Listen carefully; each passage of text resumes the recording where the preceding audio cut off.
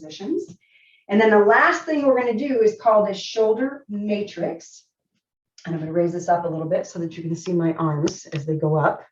So the shoulder matrix, a matrix is anything where you're doing different planes of motion, in case you wondered what that meant. So when we do the lunge matrix, we're doing sagittal plane forward, frontal plane sideways, transverse plane turning. It's 3 planes of motion.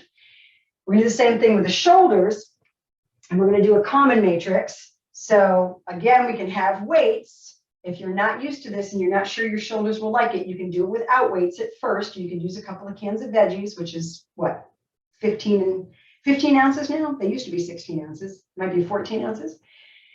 So what we're going to do is you're going to start off like this, and your hips are going to drive under the shoulder as you reach up so that your pelvis is supporting your shoulder girdle, and you're not trying to just make your arms do work without any other help from any other body part.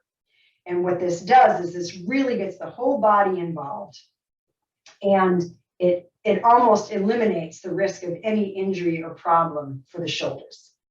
Okay, so there's that one, which is that side to side, that's frontal plane.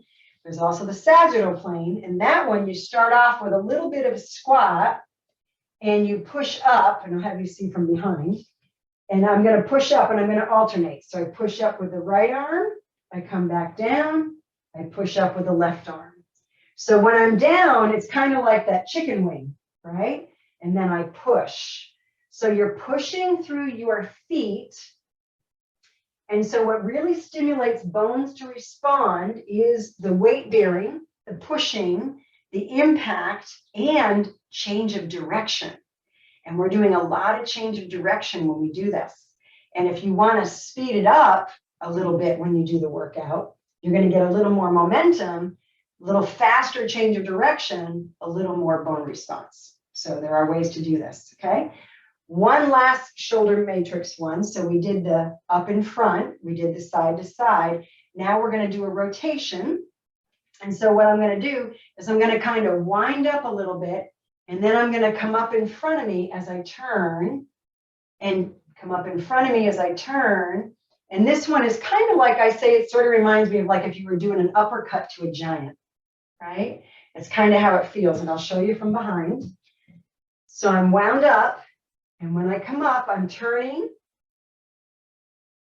and turning. So again, you've got that beautiful weight bearing. You're pushing through your hands, but you're using weights here, which is going to be a great way to work healthy bones from your nose to your toes. Okay? All right, I'm going to stop.